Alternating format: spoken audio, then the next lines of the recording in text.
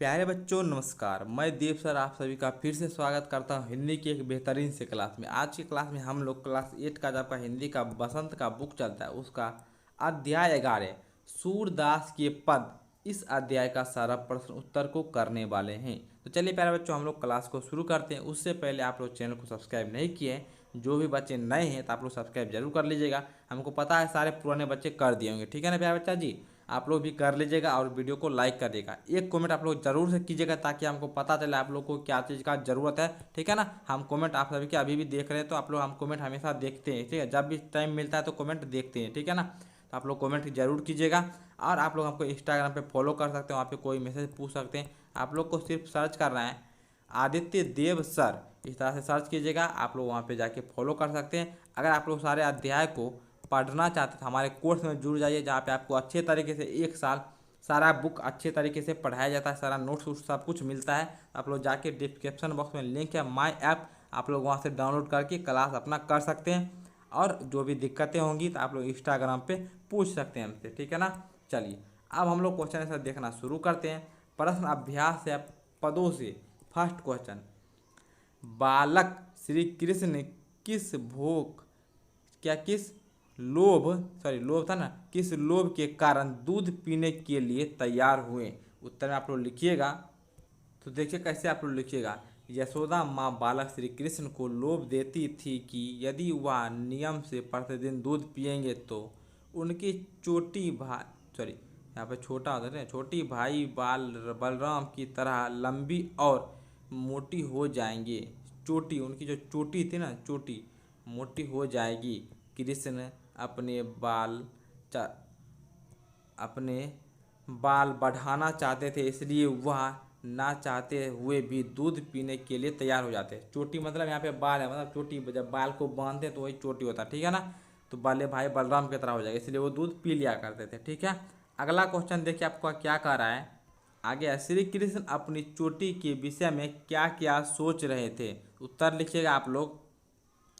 तो देखिए उत्तर में लिखिएगा, श्री कृष्ण अपनी चोटी के बारे में सोचते थे कि उनकी चोटी भी दूध पीने से बलराम भैया के जैसी लंबी मोटी हो जाएगी। माता यशोदा हर रोज उन्हें पीने को दूध देती थी, फिर भी उनकी चोटी बढ़ नहीं रही थी। तो यही सब वो सोचते थे, ठीक है ना। आगे देखिए अगला प्रश्न क्या है, 3 नंबर, दूध की तुलना में श्री कृष्ण कौन से खाद्य पदार्थ को अधिक पसंद करते थे। क्या जी पसंद करते थे, तो देखिएगा श्री कृष्ण दूध क्या दूध की तुलना में मक्खन खाना ज़्यादा पसंद करता था, मक्खन और रोटी। यहाँ पे क्वेश्चन क्या है, दूध की तुलना में श्री कृष्ण कौन से खाद्य पदार्थ अधिक पसंद करते थे। आप लोग लिखिएगा दूध की तुलना में श्री कृष्ण मक्खन और रोटी खाना अधिक पसंद करते थे, ठीक है। 4 में, मैं ही पूत अनोखै जायो, पंक्ति में ग्वालन कि मन के कौन से भाव मुखरित हो रहे हैं। उत्तर में आप लोग लिखिएगा। तो यही आपका क्वेश्चन था ना, तही क्या था, तय ही पूत अनोखय जायो। तो चलिए इसका हम लोग देखते हैं।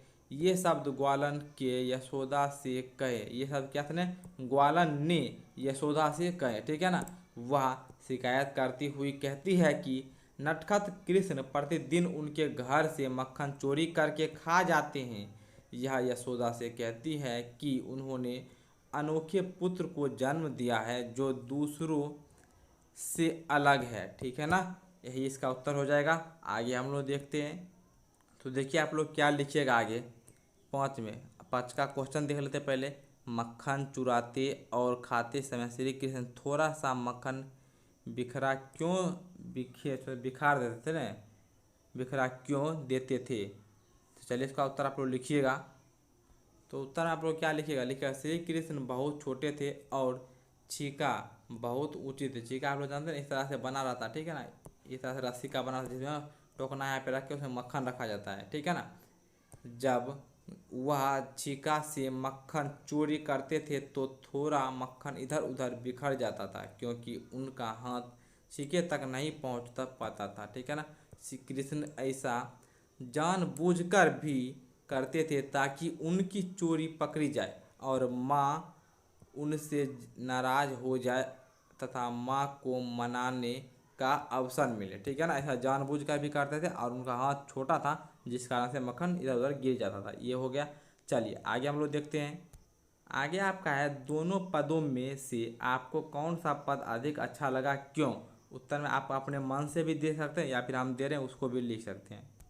चलिए तो यहाँ पे हम अपने हिसाब से दे रहे हैं, आपको जो अच्छा लगे आप खुद से भी लिख सकते हैं, ठीक है। दोनों पदों में से मुझे पहला पद ज़्यादा पसंद आया, जो कि सूरदास जी, यहाँ पे लिखे क्योंकि लिखेगा आया, क्योंकि सूरदास जी ने भक्ति रस में डूबकर बाल सुलभ व्यवहार का मनमोहक चित्र प्रस्तुत किया है। बाल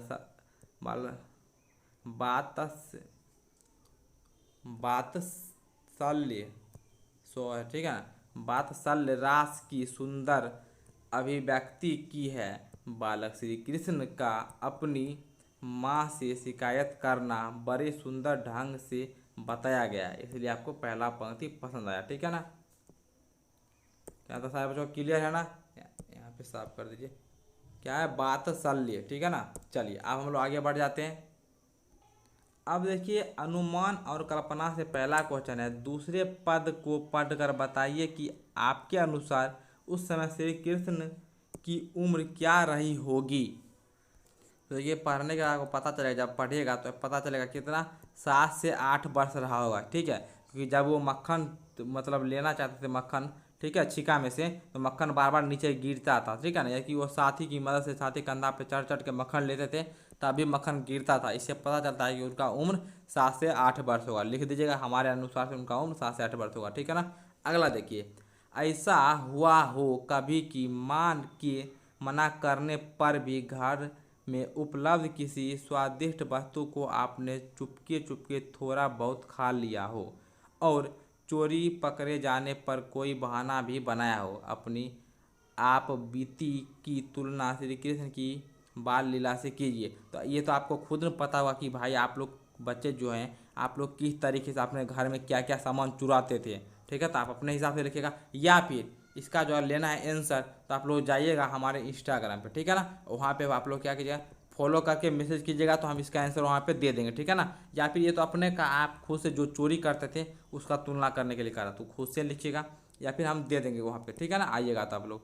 अगला है, किसी ऐसी घटना के विषय में लिखिए जब किसी ने आपकी शिकायत की हो और फिर आपके किसी अभिभावक ने आपसे उत्तर मांगा हो। इसका भी आप लोग लिख लीजिएगा या वहीं मिलेगा तो आप लोग जाके ले लीजिए, हम यहाँ पे दिखा दे रहे हैं, आप लोग लिख सकते हैं यहाँ से भी।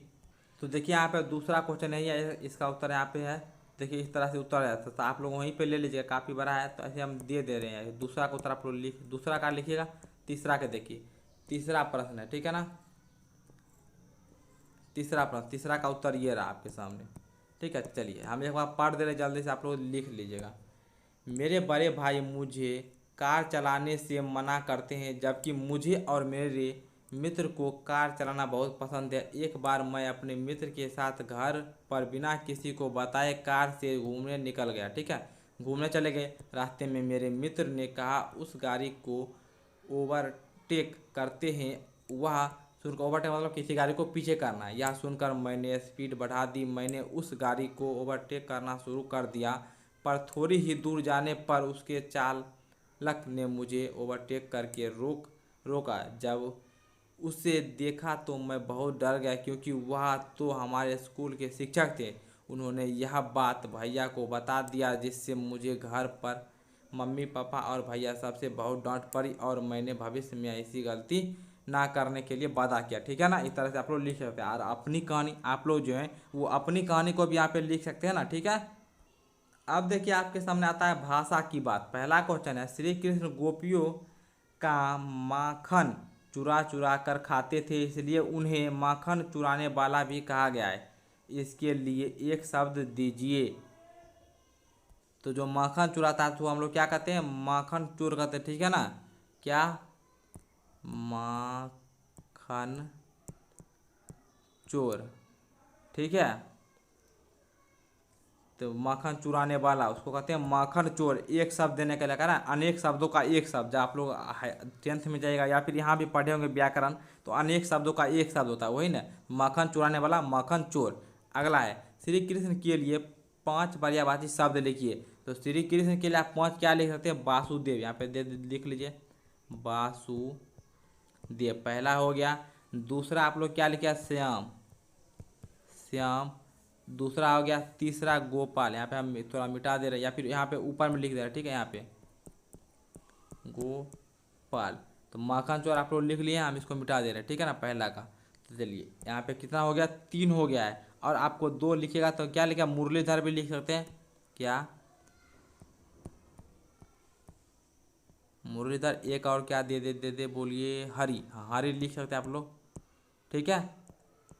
इस तरह से आप लोग लिख सकते थे। कृष्ण कन्हैया कहते हैं, कन्हैया भी आप लोग कहते हैं उनको, ठीक है। तो इस तरह से एक हम एक्स्ट्रा बोल दें कन्हैया, वो भी आप लोग लिख सकते हैं। ऐसे 1 2 3 4 5 हो गया, एक कन्हैया भी लिख सकते हैं। चलिए अगला है आपका यहाँ पे 3 में।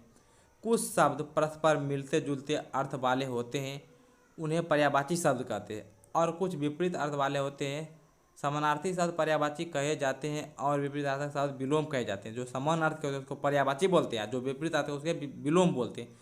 जैसे पर्यायवाची में जैसे चंद्रमा का शशि, इंदु, रा का, इस तरह से दिया गया है। यहाँ पे पर्यायवाची है। विलोम का दिन का रात, श्वेत का श्याम। तो इस तरह से विपरीत मतलब विलोम शब्द दिया गया है।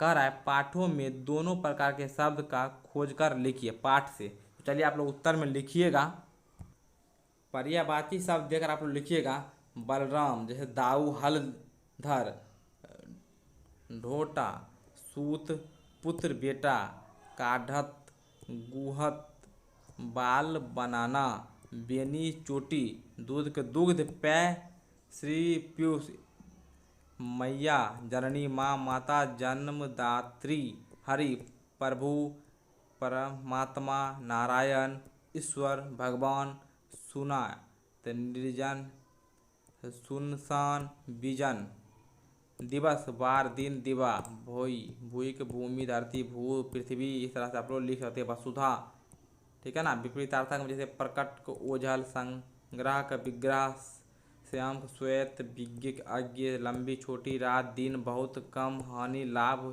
मोटा पतला। इस तरह से आप लोग लिख सकते हैं, ठीक है ना। सारे बच्चों का यहाँ तक क्लियर हो गया प्यारे बच्चों। तो प्यारे बच्चों देखिए, इस तरह से आपके पाठ का पूरा क्वेश्चन आंसर समाप्त होता है, ठीक है ना। हमने सारे क्वेश्चन आंसर को देख लिया है। आपको बहुत ही मज़ा आएगा क्वेश्चन आंसर कंप्लीट करके। अगले क्लास में हम लोग मिलते हैं, तब तक के लिए आप अपनी पढ़ाई को करते रहिए। और आप लोग इंस्टाग्राम पे जरूर फॉलो कर लीजिएगा आदित्य देव सर को, ठीक है ना।